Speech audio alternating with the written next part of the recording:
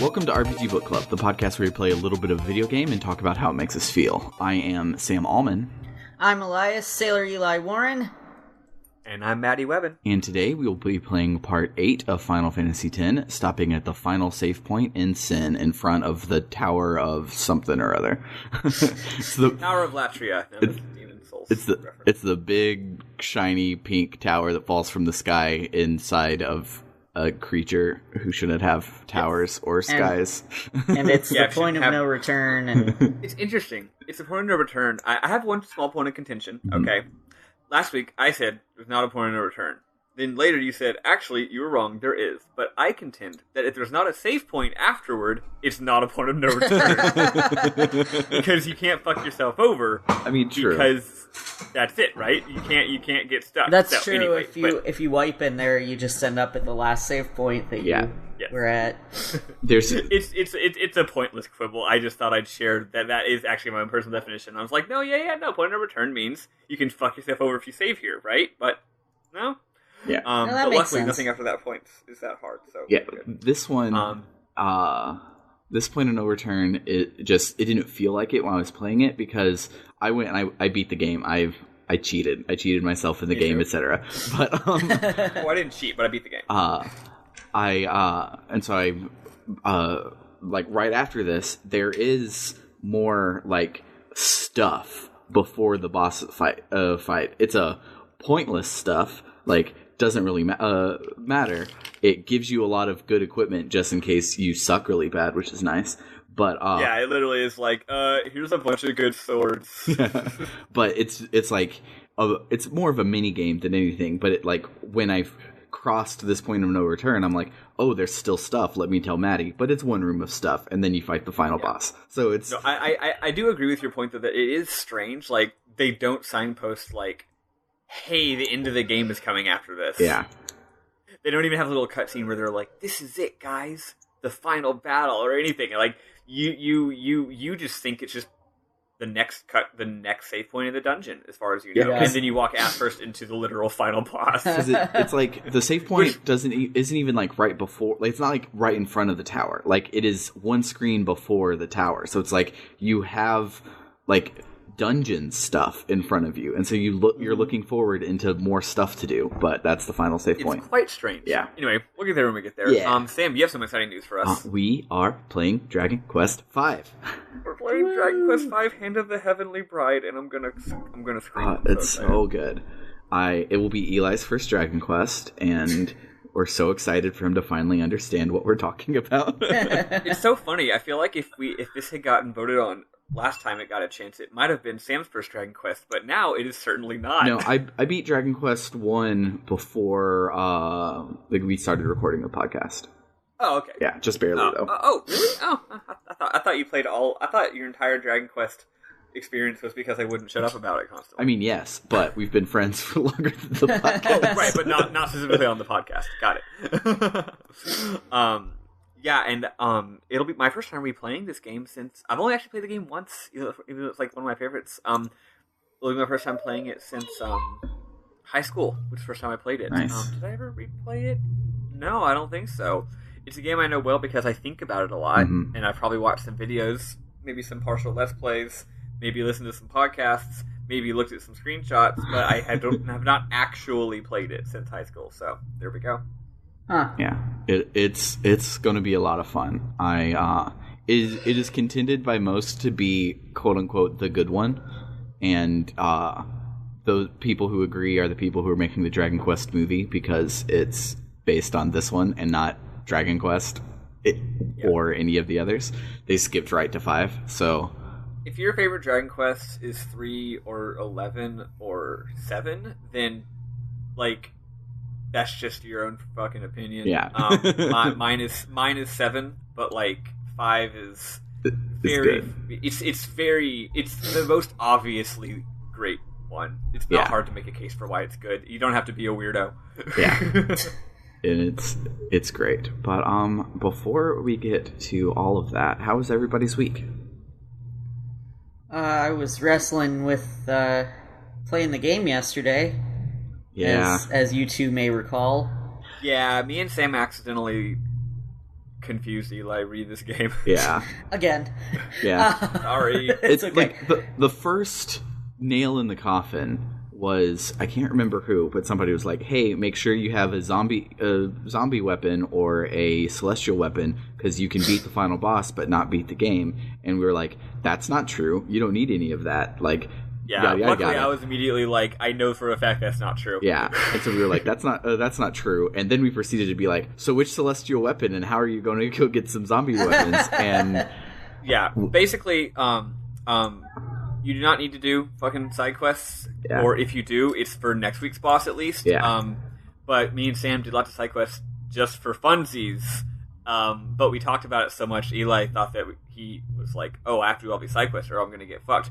Also, Sam did find one boss very, very difficult. I didn't, but Sam did. Yeah. And because Sam said it was hard, I wasn't going to be like, no, it was easy.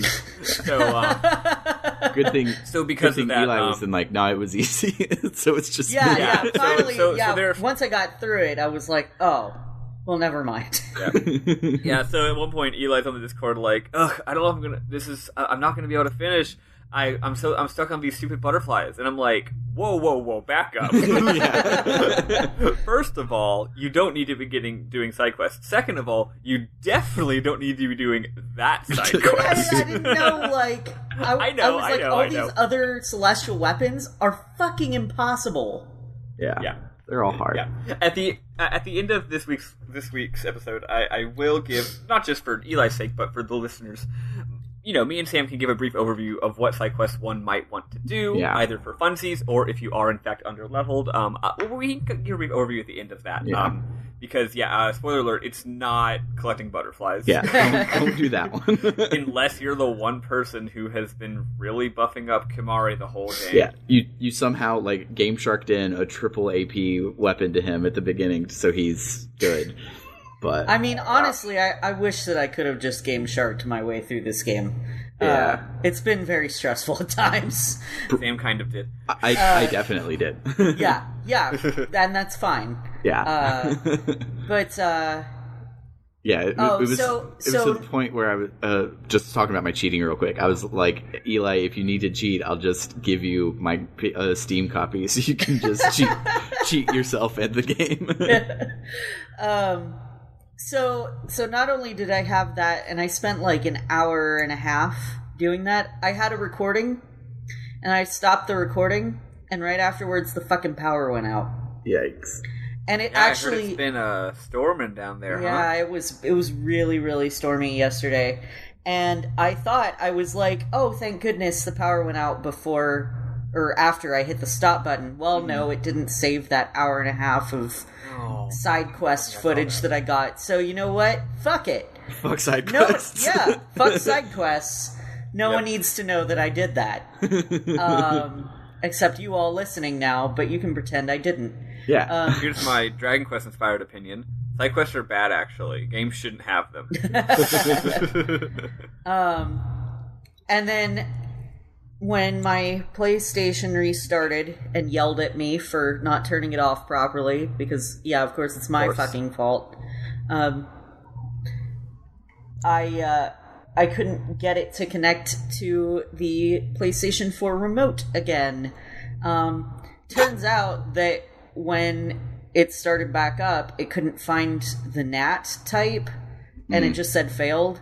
So all I had to do was restart the PlayStation, but I spent like a good 20 minutes fucking with it, thinking like, oh my god, everything's broken, I'm never going to be able to record a PlayStation game again. My life is horrible. They should just make the power not go out.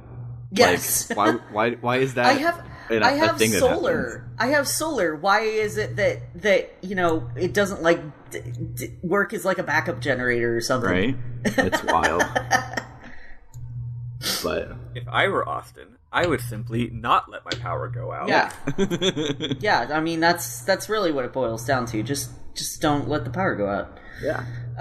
But yeah, that was my exciting day. Yeah. What about you, Maddie? I had a very emotional week for a variety of reasons, some of which y'all are aware of, some of which y'all aren't aware of. Out of respect for the people involved, I'm not going to elaborate. But lot of emotions, a lot of depression. I had a lot of depression happening before the actual thing that I'm sad about. I guess that depression was just like generalized for fun depression. Yeah. And then I was finally getting out of the depression. It was like really nasty, like the worst depression I've had since fucking October. I don't know. I don't know why. It just got worse and worse and worse. I was in a big spiral. And then it started to get better. And then something happened to actually make me depressed. And then I bought tickets to go see the Avengers tomorrow at IMAX at 8 a.m. Nice. Because that's the only good time I can do it. Turns out a 3-hour movie is sometimes hard to fit into your schedule. Weird. Like, no, I can't see it at 10 p.m. because that's too late for me. I usually go to bed at like 2, but like that's dicking around. That's not watching a movie. Yeah. Right. Also, like, I had to wake up early today because of this podcast we're currently recording. Mm-hmm. Right. So, but luckily I have a movie buddy. I hit up an acquaintance of mine. Was like, hey, you want to watch the movie with me? You want to come over the night before, play some Super Smash Bros, crash on my couch, and then see the movie at 8 a.m. And she's like, yeah, that all sounds great. Perfect. So I'm looking forward to that. Abso-fucking-lutely. Damn. I mean, y'all know I'm not even the hugest fan of these damn movies, but like, it's gonna be big. It's gonna be loud. It's gonna be 3 hours long. All the reviews are saying, the worst reviews are saying, like, it's still a fun time, and it's big, and it's loud, and the best reviews are saying, like, it fucking owns. Nice. So I feel like, even worst case scenario, I'm gonna have a good-ass time tomorrow morning. Yeah. And in a similar mirror of things, I will not be able to watch Avengers until next Tuesday, but Maddie will not be able to read Homestuck until next Tuesday. And so both of us just have to be tight-lipped about our favorite things. Well, I mean, you just haven't read Homestuck yet, and I'm finished. Oh, right. So I just have to... I have to not say Homestuck things until you finish, and then you have to say not say Marvel things until I can go and watch it. And then next week, instead of talking about Final Fantasy X, we can just yell at each other about Homestuck and Marvel. Avengers. Yeah. And I'll just leave. Be like, hi. Yep, we'll be Guess I'll die. We'll be live on Twitch and we'll be like, hi, so we killed Sin, the end. Okay, Marvel. Eli, if only you could see me in Sam's DMs, you would know how much percentage of our Homestuck conversation you don't hear. Yeah. Oh, God. Also I played the entire original Legend of Zelda. Yeah. It's a fantastic video game. I've played it like 2 or 3 times already. If you're ever in a well of depression, randomly playing the Legend of Zelda is a good way to go. Yeah. First one's good. That's me. I can't do original Nintendo games anymore. I don't know why. Maybe because I started with a Super Nintendo and I never really was any good with original Nintendo games in the first place. Mm-hmm. But like, I've tried playing them on my Switch since I have a membership. Mm-hmm. Yeah, that's what I was doing. I am god awful at them. Oh, they're all hard. It's a tough game. Yeah. There is the cheat versions of a lot of games. I think the Zelda Those ones are very interesting. I think the Zelda ones, they put you at the final boss, which like sucks. Like the Metro. That's not that fun. Yeah. No, I think you can play the whole game still. You just have all the stuff already. Yeah, if it gives you all the stuff already, playing the whole game, like that could be a good like easy version. But some of them are like TBH, though, personal opinion, I feel like that would make it worse. Because here's the thing. Zelda 1, in my opinion, and this, I'm not trying to say y'all like suck or are bad at games, I'm just saying, in my opinion, having played the game a few times, it's not stupendously hard, actually. You're playing Dungeons 1 through 5, and I'm like, I remembered it being harder. Then you get to Dungeon 6, and it's like, oh, shit. Yeah. And then you play 7 and 8, and you're like, The point is, Dungeon 9 is outrageously hard, and if you're playing the entire game, then by the time you get to Dungeon 9, you're prepared for it. Mm-hmm. If they give you every single item in the game, and then you play Dungeon 9, it's going to be even harder because you haven't built up the skills. Yeah. So you're going to be like, this game's impossible. No. This would be a lot less impossible if you had gotten here and built your skills. Because the thing is, if you play the game naturally, like the way that a normal person would play it without cheats, you have every item by the time you get to the final dungeon. So that's not really making it easier. Yeah. True. You know what I mean? They're just skipping past the part where you learn how to play the game. So then I feel like anyone playing the game that way would be like, good lord, this game's impossible. Yeah. Yeah. But Because Dungeon 9 is What old they Nintendo games often have big difficulty spikes right at the end. Oh yeah. what they should do, and they won't ever. I think Super Mario All Stars is the only time they've ever done this. Is just make a 1-to-1 remake of something and just make it modern, like Dragon Quest did. Like Dragon Quest does constantly, and like Zelda 1 with like what's it called, like Wonder Boy and the Dragon's Curse or whatever. Yeah. With that kind of graphics would be amazing. Yeah. Well, they're doing it for Link's Awakening. Yeah. So they are, and I love it. That one, and that's because like most of the other HD versions have been like the same game, just rendered at 1080p and with a new filter on it. But this one, they are remaking it from scratch. So hopefully this one does great, and then they do it for all the others. I would love that. Yeah, and maybe make it a little bit easier, a little bit more streamlined.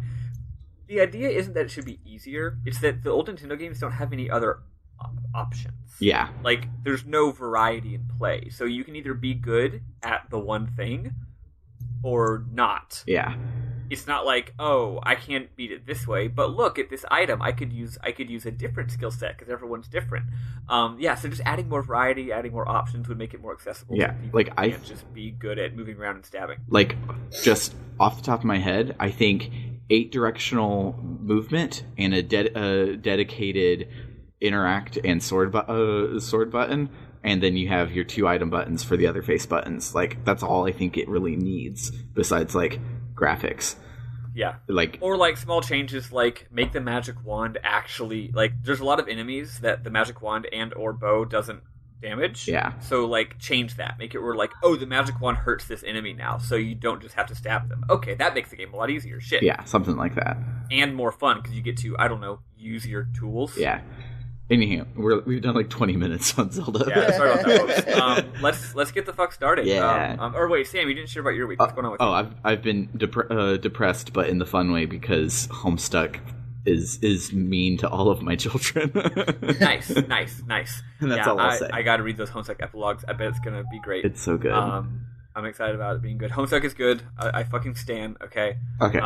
Good. So anyway, Final Fantasy. plot of this damn game. So when we last left our heroes, we had just killed the Virgin Mary, and now we're gonna go kill Jesus. No, we killed Unalesca and fucked up the way that everyone defeats sin, and we're saying that the ritual is stupid, and we're gonna kill sin our own way. So, on the way out of Xanarkand, Auron pulls Goku aside and is like, "Okay, so basically I'm ghosty," and Goku's like, "Yeah, I figured. I'm capable of noticing foreshadowing." Auron says that what happened was he couldn't deal with what had happened with him and Jecht and all that. So after it all went down, he later went back and tried to kill Unalesca, or argue with her and yell at her. But she killed him, and his ghost barely made it down Gagazet, where he found Kimahri and told Kimahri to go and get Yuna and all that kind of stuff. But hey, he managed to eventually ride Sin and get inside of Sin. Ride and get inside of. And eventually he did go and get Goku. We see a flashback of Jecht asking Auron to take care of his idiot kid who can't take care of himself. Also, Auron is like, the hell do I get to Xanarkand? And Jecht's like, figure it out, lol. Which is, it's really cool how we don't address that. Auron's a badass. He apparently just figured out how to do that. And how he did it was like, oh, this Godzilla that's terrorizing everyone that I know? I'm going to jump on its back and just see what happens. Yeah. Gonna ride it. Yeah, he fucking rules. So, you go outside the arena? Oh. It's Sin! So having gotten this far and also beaten it does, the twist re Tidus doesn't really come up, especially in relation to Jecht. But I wonder if that's how Auron was able to go into Xanarkand, because he was riding a Sin that was from that Xanarkand.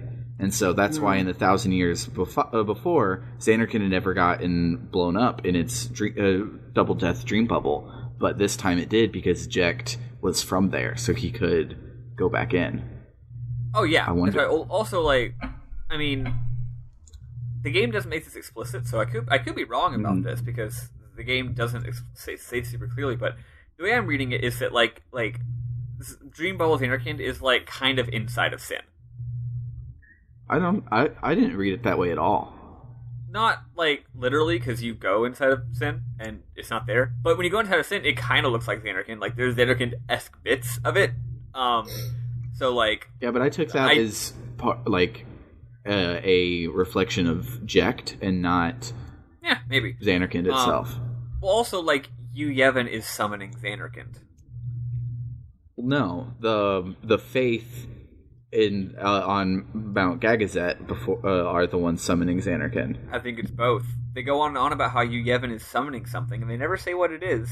No, they say that when you kill him, Yu Yevon is how summons work, and so when he's gone, all the summons are gone, not just Xanarkand. I guess that's true, but I think it includes Xanarkand. Anyway, I don't know. I just think that he went inside the dream bubble. Whatever. Yeah. He did it somehow. Yeah. Magic. It never says. Yeah. They don't explain the lore super detailedly, which I think is cool, but also it's just like, how does it work? Yeah. Arn is cool. That's how it works. Anyway, we get outside the arena, and it's Sin. He's just kind of looming. He and Goku look at each other, and Goku says, not literally, but he says metaphorically, I'm coming, I'm going to kick your ass, Dad. And then Sin leaves. No, it's actually better than that. He doesn't say, I'm going to kick your ass. He goes, I'm sorry, I'll figure it out. Like, I know I was supposed to kick your ass, and I failed, so give me a sec. And so Sin walks away to give him a sec. Okay, that's cool. I didn't really think about that. Yeah. At this point, Goku goes around and talks to everyone to figure out what the hell to do now. Eli goes out and does a bunch of side quests. You talk to everyone. You have a cute scene with Yuna. She's basically like, yeah, I was expecting to be, like, dead at this point. I hadn't thought about anything past that, so I have no idea what to do right now or with my life. She's very adrift right now, which, again, makes sense. Her whole life had been about doing one thing, and now that thing is not happening. Mm-hmm. And she's not dead. But she's also probably low-key pretty chill with not being dead, if you ask me. Mm-hmm. Kimari says the answer has something to do with Yevon, both inside and outside of the teachings. Then he says, "AKA, let's go kick Maester Mika's ass." Mm-hmm. Waka and Riku have an idea, or maybe Lulu has the idea. It's a cute scene. Jecht really likes the Hymn of the Faith, so what if we just blast the song? Like, the best way to spread spear and cheer is singing loud for all to hear. It's like South Korea and North Korea. What are you talking about? South Korea will blast music at North Korea like the border. That owns. Kind of rules. Also in World War II, the Soviets in Leningrad, when they were being blockaded by the Nazis, they blasted Shostakovich's Seventh Symphony at the Nazis. Nice. Which, yeah, it was the premiere of his symphony, and they had microphones at the premiere, basically live streaming it. And they were blasting it through loudspeakers all throughout the entire city. And the day before the premiere, they kind of did a little bit of a salvo of, like, cannons at the Nazis. Like, y'all better not fucking attack us tomorrow. Yeah, apparently it was a big morale booster for the city. So yeah, that's the situation. Then we go to the High Bridge of Bavel, which is that one little quote-unquote dungeon. It's a hallway with a safe point on either end. Yeah. You go there, and you're about to murder even more people, just straight up killing people. But then Shalinda shows up.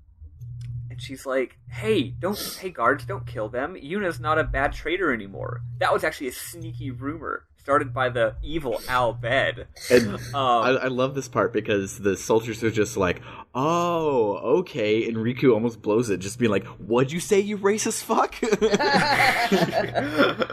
Yeah, and then she's like, also, everything's in total chaos. Also, they made me captain of the guard yesterday? our poor little Shalinda, just captain of the guard. She has no idea what's going on.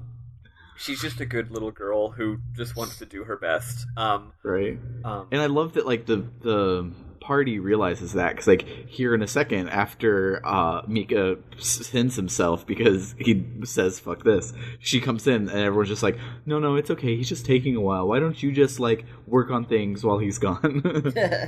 Yeah, they're, like, protecting poor little Shalinda's heart. She can't take it. Auron realizes what's going on here. Mm-hmm. Yuna is Master Micah's only hope. Before, he was like, we gotta get Yuna, she's a traitor. Now that he's like, oh fuck, I'm completely losing control of everything.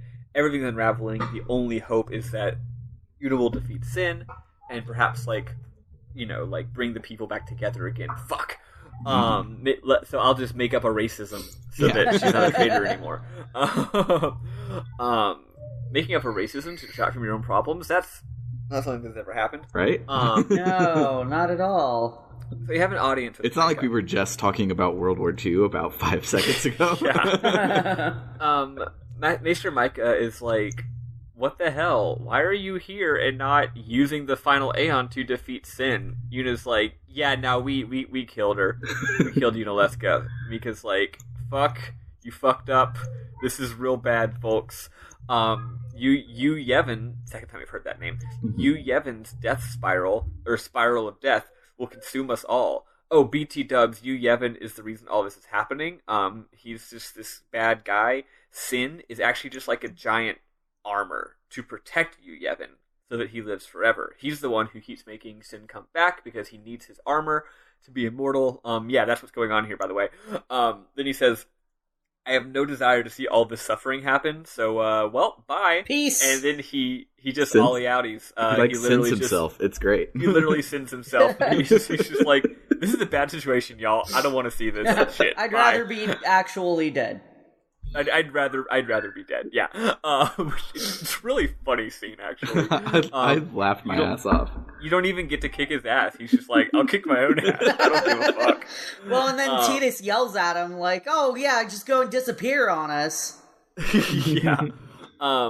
Ghost Kid shows up and you chat. Yu Yevon used to be a summoner. He was the most powerful Jedi ever. But it's been so long, he's like lost his conscious mind. He's not alive or dead or asleep or awake or good or evil. He just exists to do the summoning. He just exists to do summons. But people the kid says, pretend like he's God, apparently. Yeah, the kid says, when you fight Yu Yevon, we will help you. Which, we're confused about what that means. And when it's all over, he reminds Goku, when it's all over, the faith stream will end. Goku's like, yeah, I know. And Yuna is like, what are y'all talking about? A little bit later, Yuna's like, Goku, you're hiding something. And he's like, no, I'm not. And then she's like, you're a bad liar. Yeah, but it's kind of cool because she's like, you're a bad liar, but obviously, like, you've never hidden anything from me before, so I know it's, like, a big deal, so I'm not going to hold it against you. Yeah. She's like, okay. She's valid. Here, Shalinda's like, I can't find Mr. Mika anywhere. And they're like, yeah, he's just, he's out. Just wait. He'll be back. He definitely also, didn't just send himself. Yeah. Also, by the way, when you hear a flying ship playing the Hymn of the Faith in the sky, tell everyone in the entire world to sing along with it. That way we can have lots of Christmas cheer. And she's like, okay. So she goes off to send it, I guess, a telegram to the entire world. Yeah. After that point, all that's left to do is Waka apologizes to Sid for being racist. And Sid's just like, I used to be racist too. It's fine. And everyone's a little bit racist sometimes, as they say. And then we decided to go and kick Sin's ass. At this point, you can go around and do all kinds of side quests, blah, blah, blah, blah, blah. There actually are a number of interesting story scenes as well. I'm going to share a couple of them at the end of this week, just because a bit of it is like a little bit of world building stuff. Mm-hmm. Most of it's just, it's just fun flavor. It's people saying, "Did you hear that we're supposed to sing the song? What's a flying ship? What's that?" Or like, oh, the church is in turmoil. Just NPC shit, right? It's nice. It's characterful. You get to see how every different culture is reacting to the situation, but it's what you'd expect. So most of it I won't bother. Although I might go back and look again for next week to see if there's anything really, really juicy. Mm-hmm. All right, time to face down Sin. Everyone is singing the song, this Hymn of the Faith. It's a very elaborate arrangement. It's a different version than we've heard before, and it's got some different parts to it. Yeah. And I'm like, damn.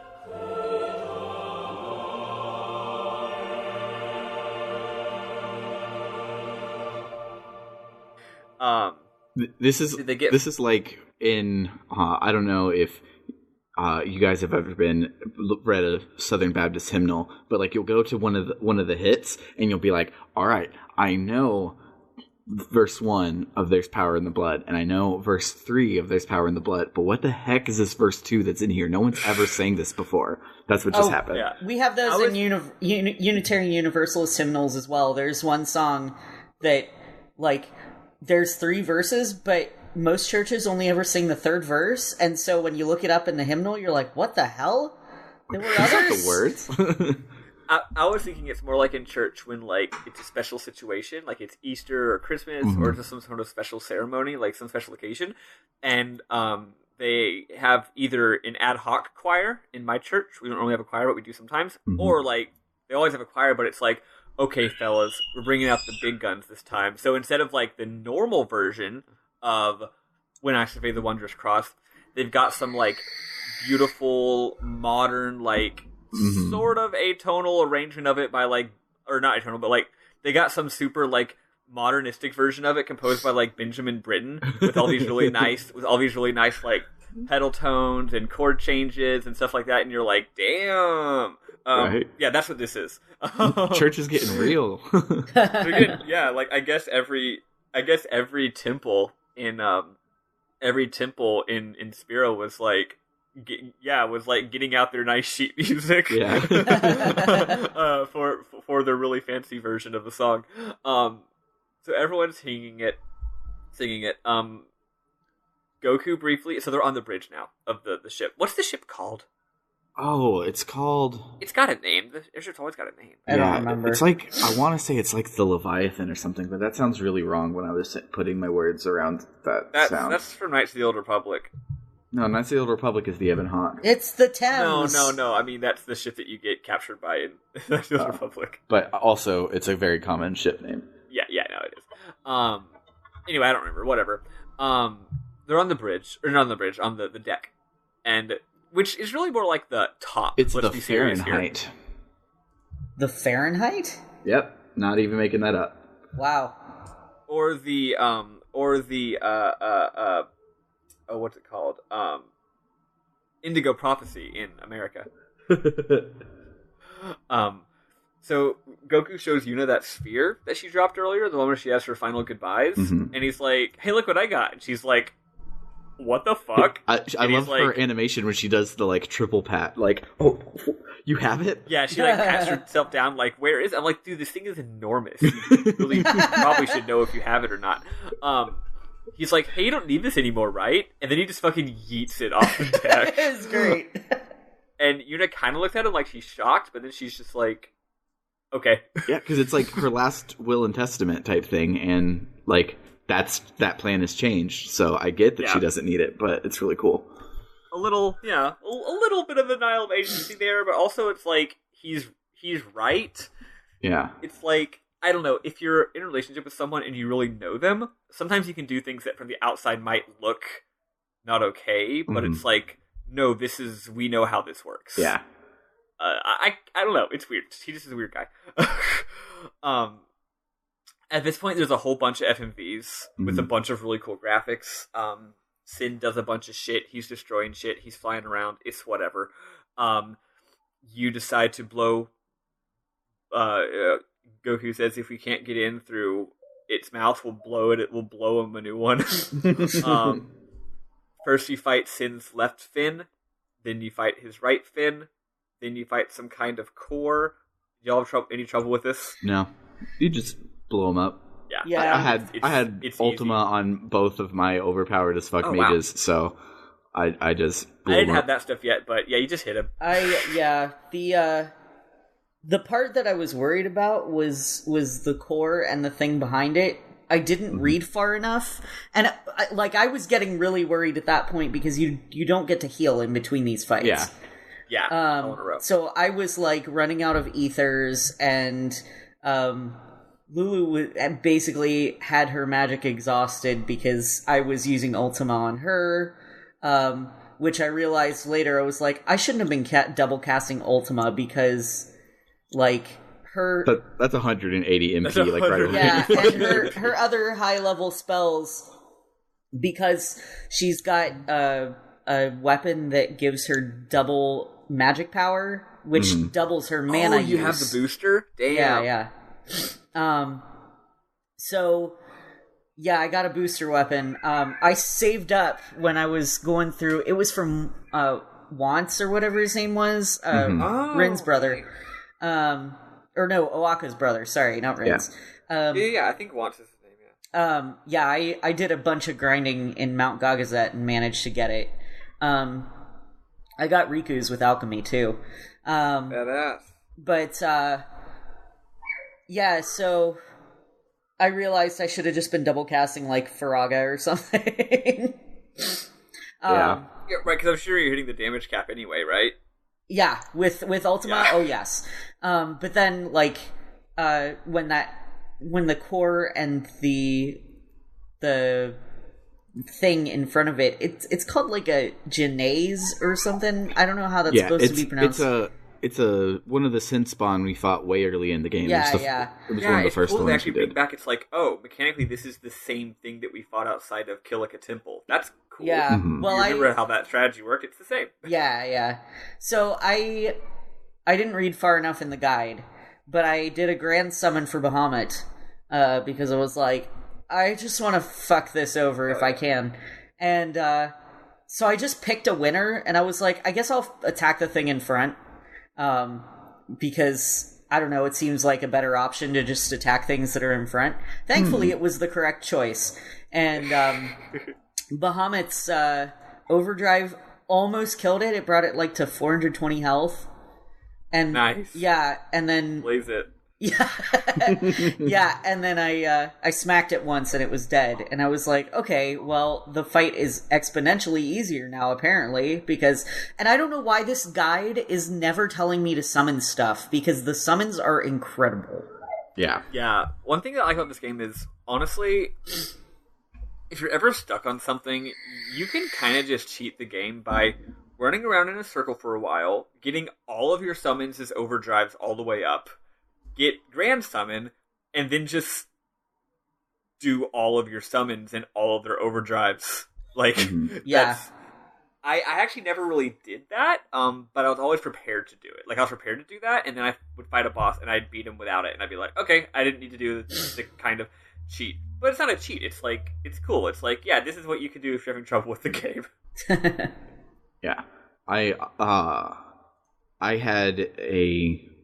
with Unalesca, her whole middle phase, I just had Shiva, like, heal herself until she had overdrive, use her overdrive, then heal herself until she had overdrive again. And that's kind of just how you do it. But this next fight that we're about to get to, there's a tiny scene with Yuna before, but we'll get to that in a second because I just want to talk about this. So you fight the face of Sin, and you have 16 turns to do it.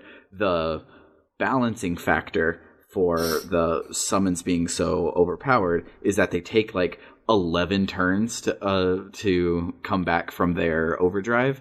So I was like, well, I died on Sin's face the first time, and I came close. So the second time, I'll just use summons. And so I did a grand summon, and everything was cool. And then he came up and like hit me in the face the first time. And I'm like, oh, well, that sucks. So don't do it on this one fight, but the rest of the time, just summon. Yeah, so you beat the core. There's more FMVs.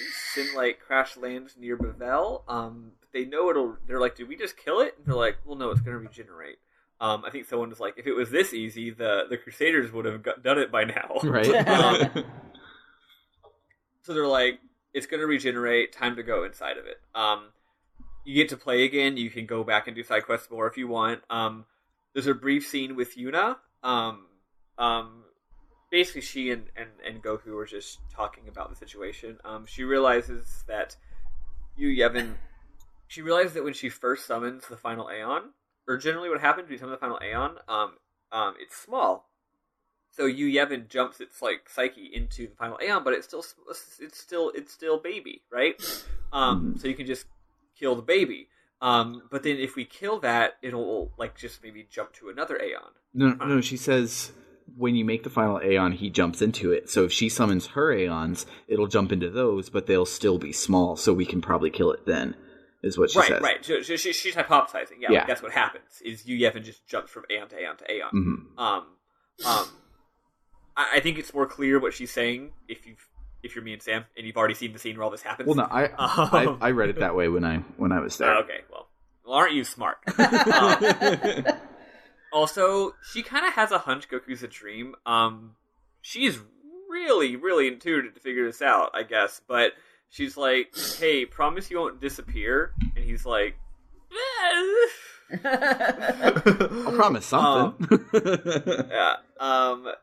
There's a whole lot of graphics. A lot of cool FMVs. You beat Sin's Fromp, and you go away ways. Which is to say you go inside of his mouth. Inside of Sin's mouth is a amazing Technicolor dungeon. Yeah. Also, as you're flying through this like galaxy world, a giant flaming Seymour face shows up, and everyone's like, "Oh right, Seymour's still a thing." Shit. Seymour. We've had almost as many Seymours as we've had actual Final Fantasies. It's an interesting parallel. You go through the dungeon. It's kind of an annoying dungeon. You don't get a mini map. You have to just like figure out what way the map's going. It's kind of dumb. Yeah, which like is a cool twist on the fact we've had a mini map this whole time. It would have been a better twist in something where you could see the walls and the floors, and not just like endlessly bump around and fight through all the fights that show up. It's the same thing as my literal least favorite gimmick in modern 3D Mario games, which are, almost unequivocally excellent. But in 3D World and 3D Land, there will be these ghost house levels where it's like, you can only see the floor immediately around you, and you have to just kind of poke at the edges to figure out which direction the platform's going in. Mm-hmm. It's not fun. Yeah. Same thing here. So you go through the dungeon. Pro tip for those of you at home, if you haven't gotten to this point yet, one reason you should get inside of Sin as soon as possible instead of doing any side quests is that once you get inside of Sin, you get outrageous amounts of AP. Yeah. Like the bosses, the mobs do feel like mini bosses. Like they're all huge, but they all have a gimmick. So do the gimmick and win. They're almost all not that hard. They also all give you. We're talking everyone's going to get one level every battle, basically. Fuck King Behemoth, though. Like, Fuck skip the King Behemoth. Yeah. If you happen to have double AP on your weapons or overdrive to AP, you could be gaining like 4 levels in one battle. It's insane. Your characters are going to go from fine to OP as shit by the end of this dungeon. especially if you're me and you have Aaron, or Lulu, or sorry, Yuna in my opinion, in my case, because Lulu doesn't have damage break. What was I gonna say? Yeah, King Behemoth is dangerous. What happens when King Behemoth dies is he summons Meteor on death, which will wipe your party. Yeah, if you don't remember, Meteor is the plot device from Final Fantasy IV and Final Fantasy VII. So he Meteor literally sends two of the best Final Fantasies at you when he dies. So how are you supposed to? How are you even supposed to deal with that? Like pull out a summon at that point? You can finish him off with the summon, or like by the time I was going through it at the end, his Meteor did like 3,000 damage, and I had 4,000 health, so I just made sure I killed him when I had full health. Yeah. If you have like Aaron out, and maybe he has like Mighty Guard on him, or he has like Shell on him, you should be fine. Also, actually, this only happened to me once, so I could be wrong, but I'm wrong a lot. But I'm pretty fucking sure of this. Here's the thing: when he used Meteor on me and killed me, I was surprised. I had forgotten, and the reason is I had already fought him once before, and the time before when I fought him, he hadn't done that. So I was like, "Wait, he didn't do that before," but I'm just now realizing that's weird. Here's what I think happened. I think if you capture him, he doesn't use it. See, I haven't done any monster capturing stuff. Because I was in a new area, I had the monster catcher weapons on my characters. So yeah, I think if you kill him with a capture weapon, he doesn't do it. So those are all a variety of ways you can do it, and he does give bitchin' AP. Or you just summon a summon to tank it. It'll either kill them, or honestly, it won't even kill all the summons. It'll only kill some of them. Yeah. So yeah, not too bad. But I just ran away instead. I'm like, I don't want to deal with that. Yeah, you have to change too much of your play style, and you're like, well, I can just get in the next battle. It's fine. Exactly. I'll just get the next one. Yeah. Another little tip: if you do go to the optional dungeon in this game called the Omega Ruins, you get even more absurd amounts of AP. Not a ton more than Sin, but it is even more. So, if you just need to do some leveling up, get to Sin or the Omega Ruins as soon as possible. Omega Ruins is harder; the enemies are tougher, so probably going to want to go with Sin. But yeah, don't log on that. Nothing else you can do is going to be as effective as just gaining 4 levels per battle. Yeah, at some point I'm just going to run around the save sphere at Sin. Yeah. Cool. So just some little tips there. So that's almost it for the week. You run through Sin. It's just a dungeon. It's got some graphics. You get to the end and you see Seymour. What? It's the Final Fantasy Seymour. Nice. I just thought of that. In your fantasy Seymour, dream about me more and all that we could do with this emotion. So anyway, you get to a big landing, like a big flat, large area, and in the back is these 3 giant like rune wheels, and I'm like, I wonder if a boss battle is about to happen. And you see Seymour standing there, and he doesn't even say anything. Like in my notes, pre-battle. Literally, who cares? he just says. He's like, his voice acting has changed to show that he's like just totally crazy now. Yeah. He's like, he says something like, I have become one with sin. And Titus goes, he just absorbed you, dude. You and then Seymour goes, no, with time I will learn to control it. I will do the blue ending from Mass Effect 3. And Goku's like, yeah, right, you dumbass. And then Seymour's like, okay, I'm gonna kill you. Remember, death is good, actually. That's it. You fight him. The battle is really not hard. He's got this weird gimmick. Like, his gimmick would make it hard if he didn't start with one of the level... Like, it costs 2 MP for Yuna to just completely nullify everything he does. So then you don't get hit except once per turn and then on the ultimate turn. So, heal and kill him. The end. Yeah. You heal, you kill him. He uses Ultima, which really does kick the ever-loving fuck out of you. If you happen to be underleveled enough to not have enough HP to withstand Ultima, you just summon a summon to take it. Yeah. Tank it. So, like, it's fine. The music Did y'all know that Nobuo Uematsu is one of the composers in this game? I had no idea.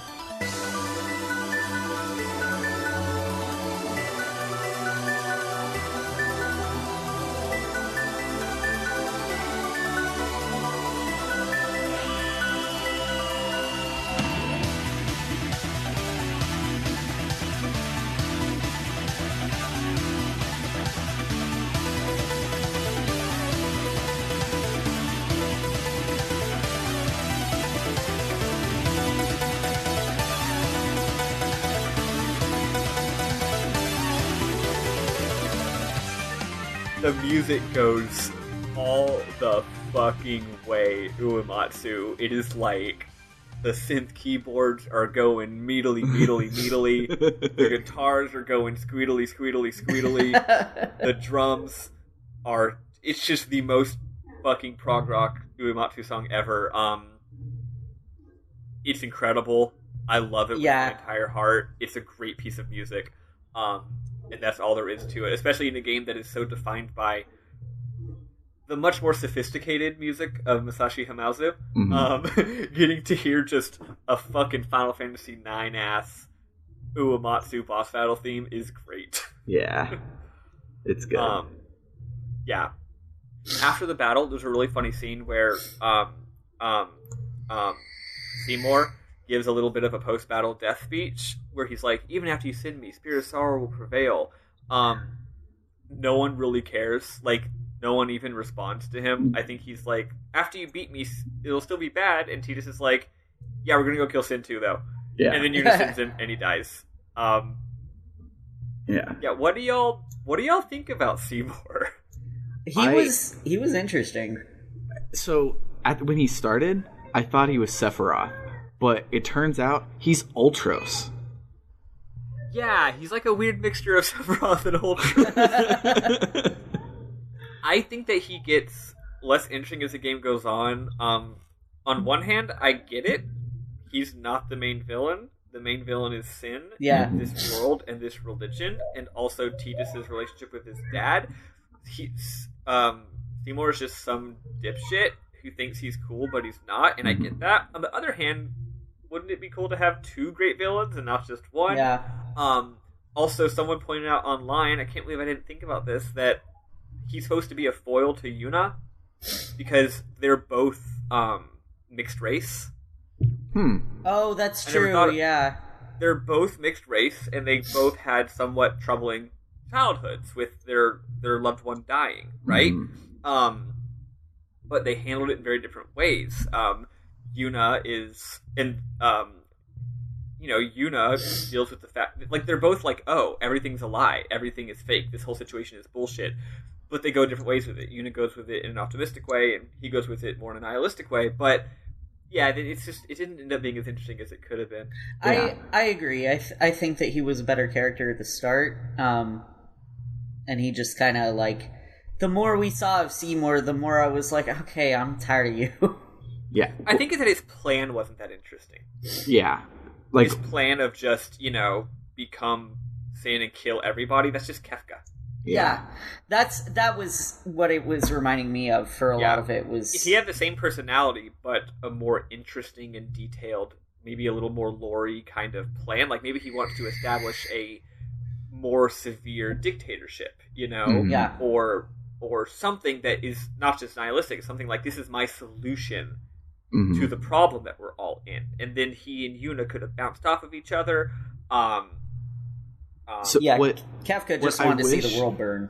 What I wish would have happened, because I realize he's not Sephiroth and he's not Ultros and he's not Kefka. He's Ramses from Xenogears, where the game starts and you're like, the bad guy is Sin, and then you're like, oh, okay, the bad guy isn't actually Sin, it's Seymour, and he's using Sin to do a thing, and then you take care of his thing, and you're like, oh no, back to plan A, Sin is still the bad guy, and then we get Yevon, so he's kind of like a double fake out for the fake final boss trope, but Ramses, after we realize that he's not important, Ramses then doubles down on weird character stuff, and Seymour just kind of repeats the last thing he said while he was alive about 5 or 6 times. Yeah, Ramses had this whole like arc and was a really interesting character. Where, Seymour is literally just like, death is good, actually.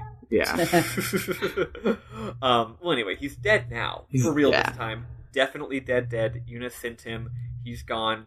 I do wonder if maybe the fact that he kind of sucks is low-key intentional because of how easy that boss battle was. Yeah. But like the boss battle is over-designed. It's just Nullblaze is literally nulling his Furagas. So it makes his default state is incredibly cheesable. But like I can't believe I forgot to use Nullblaze. Oh wow, you just tanked. I thought of using it, but I didn't even get around to it because the amount of damage he was doing was just not that important. Well, yeah, it was pretty strong when I ran at it head first before using Nullblaze. But... Yeah, he did a good amount of damage. Tidus had something with Fire Eater on it. So he just got healed from that, which was great. Was Una. For me, Una had a thing that was 3 of the 4 elements Eater. Oh wow. God. Yeah, that's awesome. She just fucking got that. I think an enemy just fucking dropped that or something. I don't know. It was wild. Yeah, that's dope. I was thinking just now when we were talking about using summons to tank everything, I'm like, I should have just summoned Ifrit and just just like because healed. What happens is he's got these big wheels. The wheel in the sky keeps on turning, and the wheels, there's 3 of them, and there's 4 of them, and each wheel has an element on it. And if you hit the wheel with physical or magic attacks, it rotates the wheel. And basically, the wheels, every turn, he takes 4 actions, and he casts 4 spells, 1 for each wheel. But that means that you get to pick what spells he's using. Yeah. So if you just outfit your characters all with Fire Eater, you can make all 4 of the wheels point to fire. So then all he does is cast fire at you. It's weird that you're deciding what his AI is and making it easy on yourself. Yeah, and there's a part, like, after Ultima, all of the wheels turn, and you're like, oh, okay, this is where, like, I'm just beating him too fast. He's supposed to turn all the time, but they turn back to fire. Like, they're a reset back to his default. And I'm like, why didn't know that? I beat him on the next turn, so... Yeah, and so I was just like, oh, well... This felt like the Fortune boss in Persona 3, but not nearly as annoying because his default I could just heal from. Yeah, so. Well, what would have made sense is if, like, every other turn one of the wheels rotated, so you would have to continue managing the wheels, and also his spells, like, do more damage. Yeah. Right? Yeah, like, if they all match it as a Ga spell instead of a Ra spell, if they mismatch, it's a Ra, but... Doesn't matter. It was about 2,000 damage for both, so it didn't matter. That's what happened. So y'all kept saying it was Ga spells. So right at the beginning of the battle, I just figured if they don't match, he'll be weaker. So right off the bat, I made them be one of each element, and and then he was casting all Ra spells. And I didn't even realize he was supposed to cast Ga. So wait, how did you make that happen? Attack the wheels. Oh, I didn't know you. Okay. Yeah. If you attack it with physical attacks, it rotates to the right. If you attack it with magic attacks, it rotates to the left. I was not paying attention to that. Yeah, you hit like one of them. You hit one of them with physical twice. You hit one of them with physical once, and you hit one of them with magic once. And now they're all different elements. Can y'all hear me? Yeah, you cut out for a second. Okay, but... cool. I'm gonna fucking. It's the same thing as usual. I just have that stupid alarm that I always forget to turn off. We're good now. It's a very important alarm, which is why I should never actually turn it off. Is the thing. Yeah. It's to remind me to do something every single day that I have to do unless I'm podcasting. Anyway, it's this whole gimmick battle, but like, who cares? Because we just kicked his ass, right? Yeah. If it would have been if they're aligned, he does Ultima, and like every 3 turns they change rotation or something. That would make it like a thing you engage with. But the fact that Eli didn't even realize they moved kind of says how they missed the mark and made it way too cheesable. Yeah. Brief aside, I need to address something. I was going to address it earlier and I forgot. When we're fighting Sin's face, it actually took me like 5 tries to beat this boss. Even though I told you before, I didn't find him hard. Here's the reason why, okay? This game... Did y'all ever notice that Squaresoft games are impeccably well programmed? Usually, yeah. not counting that one time when they forgot what a whole stat did in FF6. Yeah. I never really thought about it before, but, like, they really are. Like, you don't see, like, they're up there with Nintendo as far as, like, yeah, this game doesn't have glitches unless you're really trying to make it have glitches, you know? Like, yeah, sure, Mario Odyssey has glitches if you're a speedrunner, but if you're a normal person, you might never see the game not work right. Yeah. You know? Which is something I really value in Nintendo games. Way more than most games. Anyway, this game is impeccably programmed. I pretty much never see anything weird happen, except I found one big, massive, annoying, and completely consistently repeatable bug. Oh, yeah, I forgot. So I got all the optional summons, which I'll give a brief overview of later. The final summon in the game, by far the most OP summon in the game, insanely powerful, is called the Magus Sisters. The MAGA Sisters. Oh God! It's like that girl from that one university where her whole thing is that she's just like hot and posts pictures of her having guns, and she's like, "Are you triggered, libs?"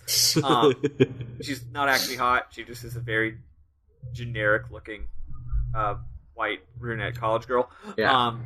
But anyway, it's 3 of those, and they're all wearing MAGA hats, and their overdrive is super powerful, right? Of course, I'm fighting a boss where the whole point is you have limited turns to kill him, and also I have to overkill every boss because I'm me.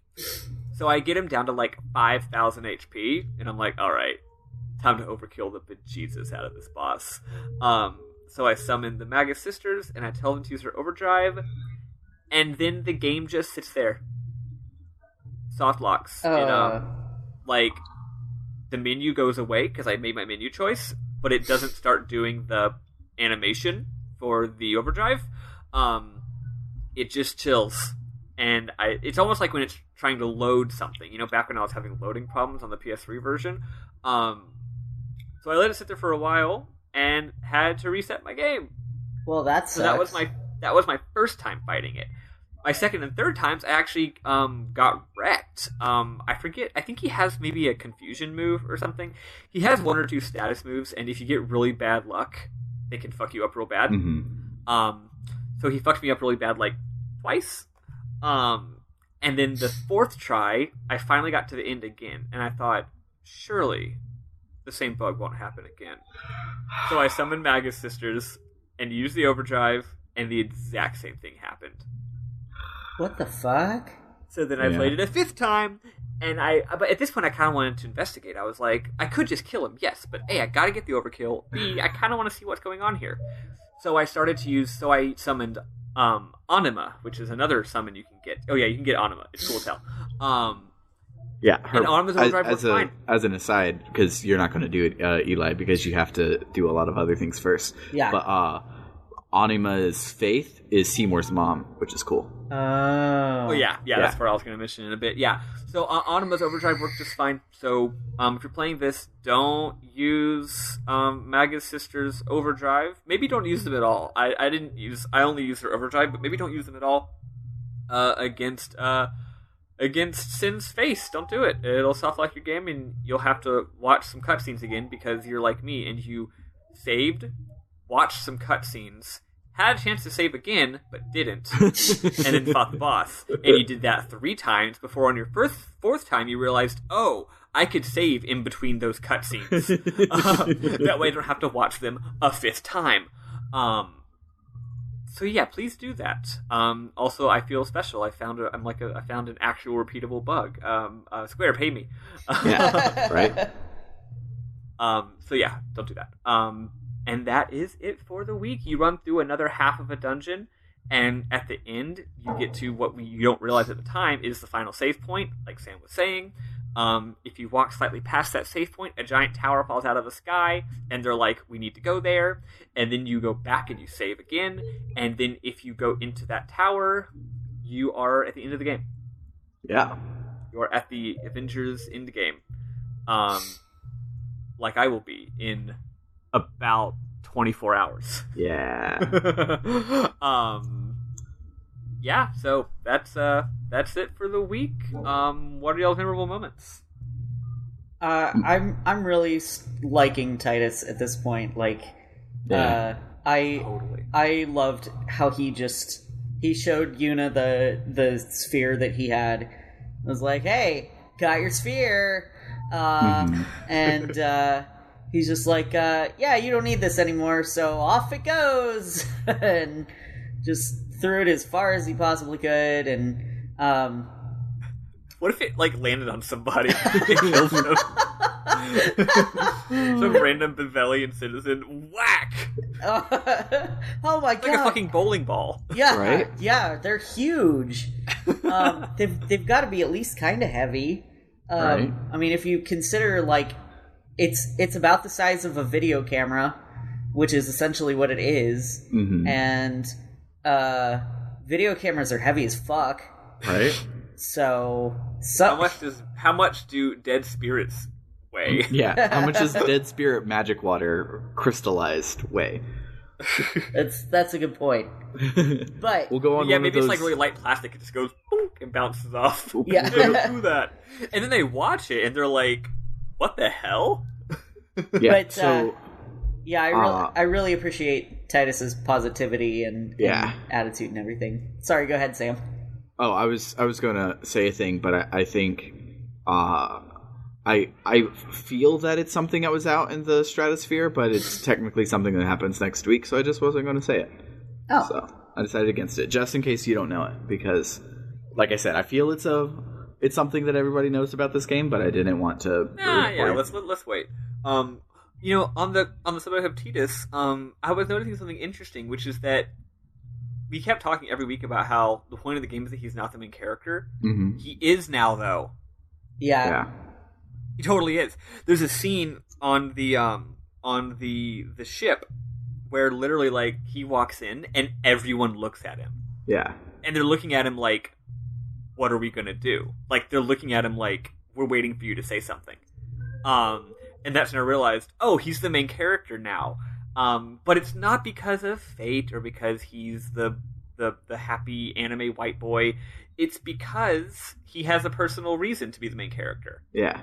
Yuna had her story. She made her decision. But now they're just deferring to Goku. Not, they're giving him the respect of being their leader. He's not taking it. Yeah. They're Jekt is your dad. He's your dad. You have a personal stake in this. The fact that you have a personal stake in this is why it is going to be possible to win at all. Mm-hmm. Also, frankly, you did inspire us all to go in this direction. You're the hero now. It kind of reminds me of the not great overall movie, but whatever. The first Star Trek reboot with Jabrams. Oh, yeah.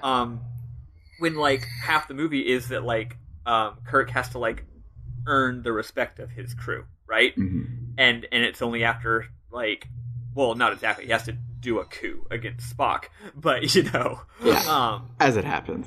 Yeah, as it happens. But yeah, so after going through all this shit, now it's okay, now you can be the captain. Because you've earned it. And I think that's really cool. He has a good line later, when they defeat the Finns, but after they defeat the Finns, Sid is like, fuck, the guns have stopped working. The guns don't work anymore. We're going to have to pull back. And Goku goes, no, when you've got the ball, you got to score. Yeah. I love it. Speaking in sports metaphors, so he's dad, basically. Yeah. Yeah, and I guess since I just said two of mine, I've only got one more. Just God bless Shalinda. Yeah, she's so sweet. She says, I must be the rock that stands against swirling tides. She's just a good little Catholic girl who wants to do her best, even though she doesn't understand anything that's happening. So that's cool. What you got, Sam? So let's see. I did. I think the only one I wrote down we already talked about, which was Micah sending himself, which just rocked. Our owns. Yeah, it's great. Other than that, when I was telling Eli what to do, I had forgotten about most of it because, the fight with Sin, they spread out over 4 boss fights. About 3 of them, you finish the boss fight, it puts you in the cockpit, and you walk back out to the deck, and you do that 3 or 4 times. And so that's all I remembered was doing that a lot, and then doing the dungeon, so it was there wasn't a whole lot this week. Though, let me see. I do have stuff that I had put from last time. Let me see if there's anything in there. I don't think so. You can say your last one though. Oh, I don't have a last one. I was just gonna say I was gonna share a few of the just a few tiny plot morsels from some of the side questing I did. Yeah, I think that's it. Oh, there was one thing from last time.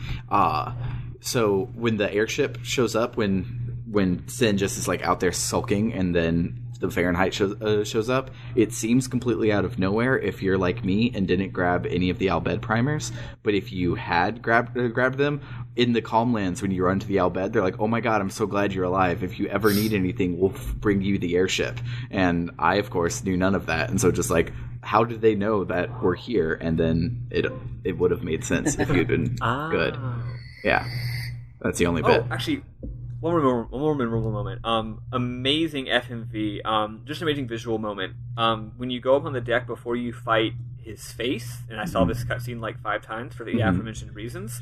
There's this great scene where it's an FMV of Sin like rousing himself, and then there's a really, really, really far off shot of Tidus, and then the camera really quickly zooms in on his face and zooms all the way into his eye, and then once it gets into his eye, it does like a zoom out of Sin again, because they're staring each other down, and then it has a super wide shot of both of them from super a long way away, with Tidus in very small on the left, and then Sin very large looming in the right, and the colors are great, and it's just like, yeah, like there's so much symbolic weight going on here, and it's beautiful, and it's so... What a weird game. It's like, here's this guy about to kill a god monster that's also his dad. So, real quick. The only plot morsel that really matters is, you get Seymour's mom is Anima. You actually talk to her, and she's like, not really the biggest fan of you, because she loves her little boy. But she's also like, yeah, I guess I gotta admit my son kind of went crazy, and it's low-key kind of my fault. I should have just been his mom instead of wanting to be an Aeon. Also, all the racism. Please take my power and go kick his ass, basically. Actually, no, he went mad with power. So once he got her as his summon, he went mad with power. Another little tidbit, if you go to Guado Land, you find something out. You find out that, remember way back in Luca, when you're doing sports, and then all the monsters show up, and everyone's like, what? But Luca has all these weapons. How could Sin have shown up? And they never really addressed that. Or how could the monsters have shown up? Yeah, that was Seymour. Seymour did that on purpose. Yep.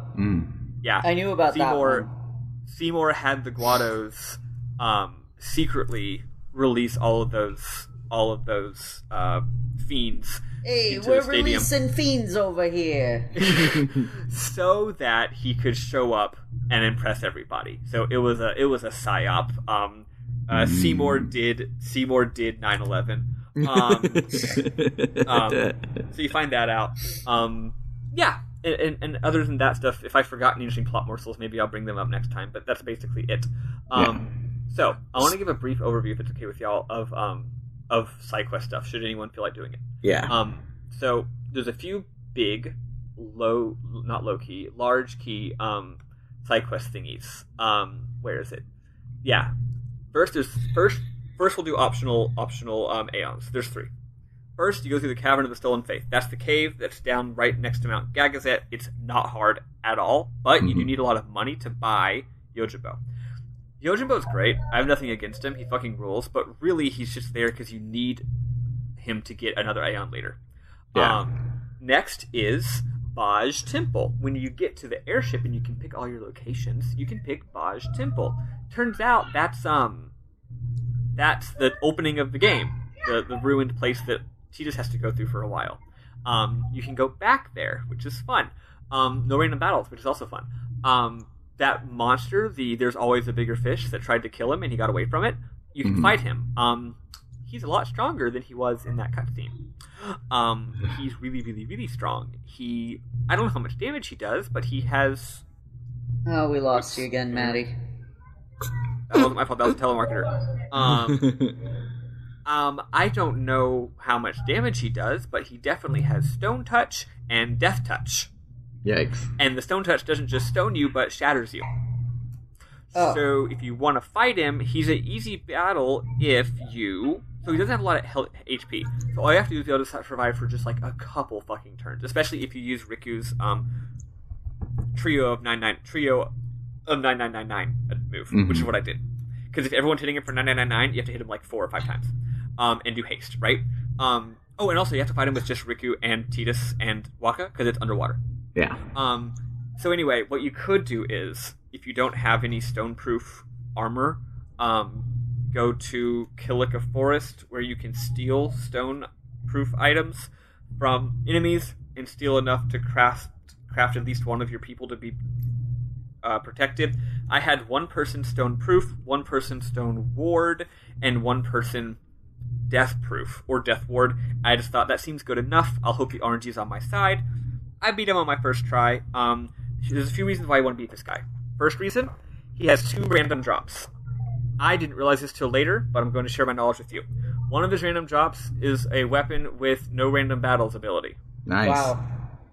So, if you want to go do any other side quests in this game, it might be nice to have no random battles. If he doesn't drop that, reset and try again. Second thing is, if you go slightly farther, you can get the Aeon Anima. You can get Anima. You have to have gotten all of the special items from all of the temples previously. So if you were following a guide and getting those, you're good. If you're not, sorry, you're screwed, because it's the International Edition, so now those are now guarded by Dark Aeons, which are goddamn impossible. Yep. If you get Anima, who is great, you then go to Remiem Temple, which is that temple you have to get to with the Chocobo outside the Calmlands. Fight what's-her-name a few more times. Use a hidden item that you may have missed. I forget how to get it. It's very easy. It's not hard to get this item. It's one of the items they give you for catching animals. That's right. And it's like the second or third. It's like you don't need a lot. Anyway, then you get Magus Sisters. And Magus Sisters are just outrageously OP and will destroy anything. So if you want to fight any hidden bosses or are severely underleveled and you need them to defeat the actual final boss, that's going to be an awesome thing to do.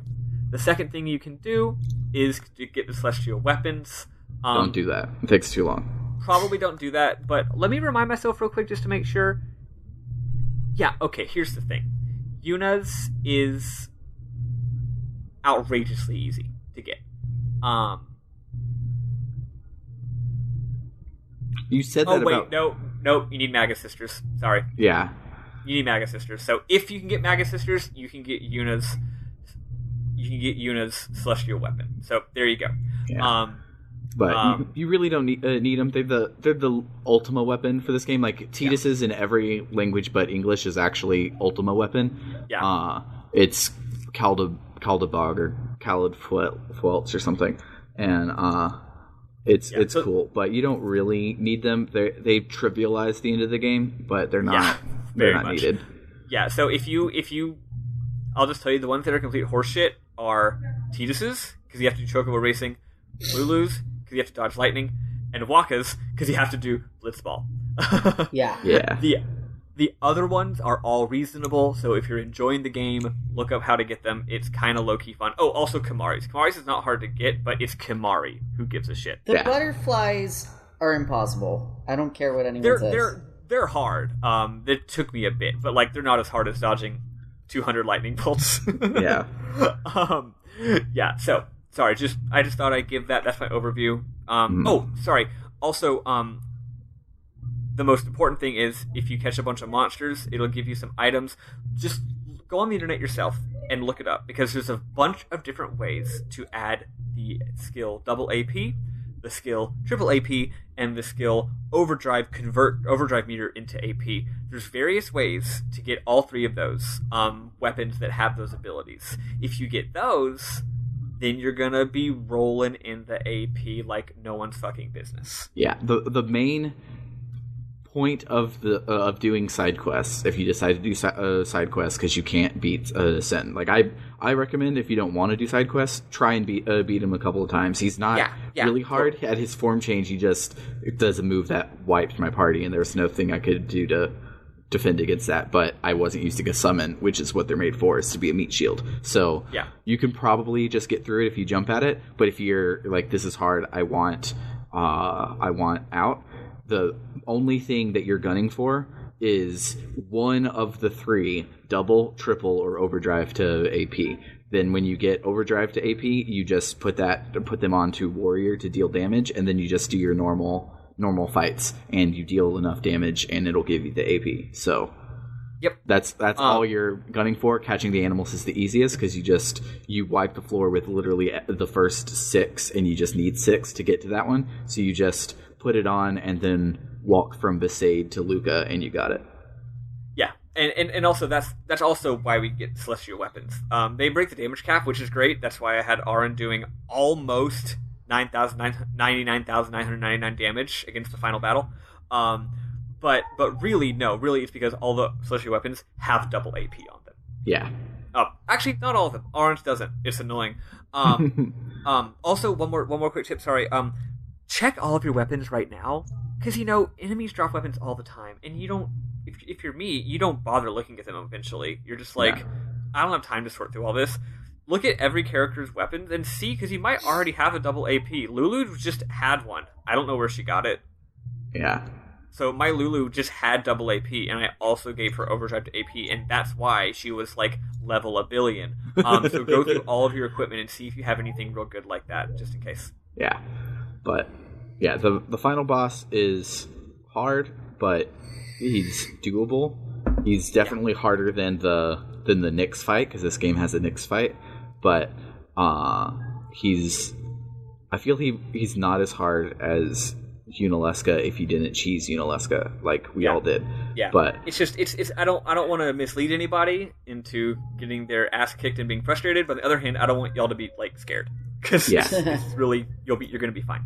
Yeah, because so the main thing you can do to see if you're capable, if you can do more than 3,000 damage per turn and heal everybody for about 2,000 damage per turn, and also heal and or be proof for petrify, you got it in the bag. Like that's really the main things. Is he has 2 things that can heal 1,500 each that can go off each turn, and then his big fuck you move does about 2,000 damage. So if you can absorb all of those things, it might be a war of attrition and take a while, but you can do it.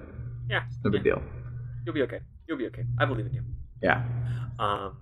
Yeah. So anyway, we're done for the week. Let's talk about next week real quick. So next week we're literally just beating the final boss. We're also watching. Well, no, we won't talk about that. You mean the Eternal Calm thing? We're watching Eternal Calm. Yeah. That's what it's called. Yeah. So we'll watch the Eternal Calm. We should all have it in our thing. It's just it's a connective tissue between X and X2, but it's cool. It's like 25 minutes, right? Yeah. So we'll just watch that and talk about it. I don't know if it'll be anything like worth talking about or if it's just fan servicey stuff, but I don't think any of us have seen it. So. I only remember one thing about it, and it's really stupid, and I don't want to say it because it's actually a big spoiler. So I won't say it, but it's funny.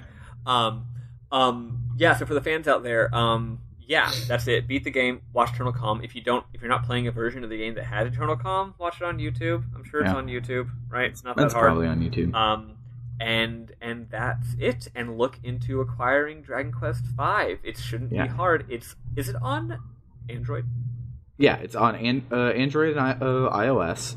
That version is probably the best version now, but I understand if people don't like gaming on their phone. So the next best version would be the DS version, followed by PS2. Lastly would be Super NES, and it's not just because of graphical fidelity.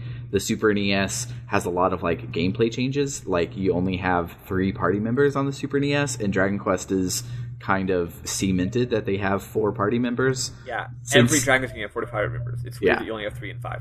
Yeah, so it's a lot harder for a lot of stupid reasons on the Super NES, and then also the PS2 and DS versions have party chat, so you can talk to your party constantly, and they don't have that in the Super NES. So almost all of the characterization comes from that party chat.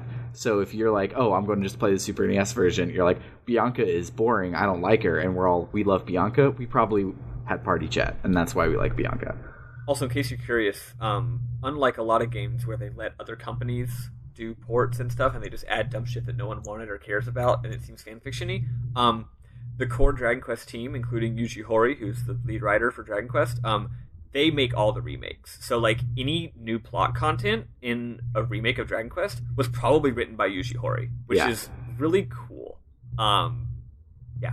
Anyway, pick your poison. Again, you should either get the DS version or the iOS version. Yeah, they're great. But yeah. Alrighty, yeah, we're done skis. Next week, beat the goddamn game. Yeah. Yeah. Any final thoughts? So, any final thoughts, Eli? No, not really. Yeah. Looking forward to being done with this because it still hasn't fully clicked for me. Like, I like the characters and everything, but it's never felt like Final Fantasy. Yeah. We'll definitely dig into that because that's the of the things you've said about on this podcast. That's one of the weirdest ones, and so I'll really like to dig into that and see what your thoughts are. So, also, fun fact: doesn't feel like Final Fantasy. Welcome to the rest of the Final Fantasy series, starting with this one. Yeah. 10, 12, 15, 13. Actually, 13 does, but that's the problem with it. Anyway, it's like, I think that's it. This is the point where they're like, yeah, Final Fantasy is just nothing now. It's whatever the fuck we want to do now. Yeah, like when they start, like, Final Fantasy's thing has been reinventing the wheel every time, which is true, but they've reinvented the wheel on the same car before. They had reinvented the whole car and garage and road system. FF10 is like, it's a truck now. Yeah. FF13 was like, it's a hot lady that transforms into a motorcycle now. Yeah. That's an actual reference to a thing that happens in that game, in case you're curious. Yeah. Wow. But yeah, so it's like this one feels the most like this one felt like coming home to a Final Fantasy because I've lived through 12 and 13 and 15. So it's weird that this one feels so different for you. And so yeah, but bear in mind that I haven't played anything past 6 unless you count 14, which I don't because it's an MMO, or Tactics Advance, which is although aesthetically 14 is much more like the classic ones. Oh yeah. Aesthetically. Yeah, for sure. So yeah, I'll be interested to digging into where that fell apart for you, which will be exciting. It's very interesting. I want to talk all up and down and around it right after we kill our dad. All right, see you all next week. Yeah. Bye. Wait. Oh, we gotta do the ending. I'm so sorry. Yeah, I was about to do it. Sam, you do it. Okay. And if you like what you hear and you want to chat with us, there are a couple of ways you can do that. You can hit me up on Twitter at RPG Book Club.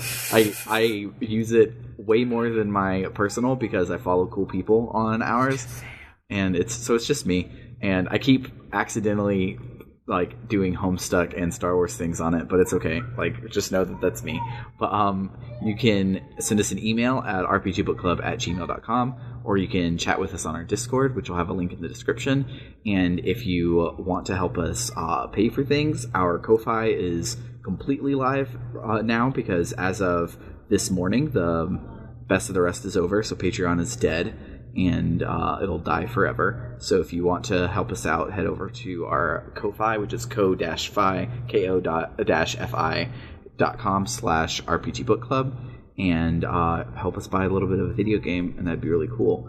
I was about 15 minutes away from finishing the Dragon Quest video for the JRPG canon, but when we had to record. So here in about 15 minutes, I'll finish it, render it, and it'll be up later today. And so if you donate on the Ko-Fi, I will put a backer-only post that has a link to it. So go and back us, and you can check it out. But, also, I think we should mention, just in case someone's, I don't know, just tuning in, or if they've somehow lost the manual and the game disc and their console and their memories. If you donate to our shit, you get to vote on our next game. Oh, that's not happening right now because we just finished voting. Yeah. But usually, here in about that's what happens. 3 or 4 weeks, it looks like, will be the next round of voting. You know, there's a chance that people aren't aware of that. That's the whole point. Yeah, that's the whole point of it, is that's where the polls are. And not counting this time, because it was special, not counting this time, it's always 2 different games. Yeah. You pick 2 games on a theme, you vote on one of the 2 games, that's the next game that we play. You run our lives. Yeah. And here in the next couple of weeks, we'll do a big refresh on all of those things because we need to replace our intro because it's not true anymore. So we'll do that soon. But there we go. Yeah, I will say that I've done mock-ups of the new polls using Google Forms, and it's pretty and it's cool, and I'm excited for you guys. It makes me look professional, even though Google did all the work. But, hell yeah. Yeah, for RPG Book Club, I have been Sam Allman. I've been Elias Sailor Eli Warren. And I've been Maddie Lorraine Webbin. Ooh. I'm workshopping it. Yeah, I can do it. Bye, everybody. Toodaloo. Bye.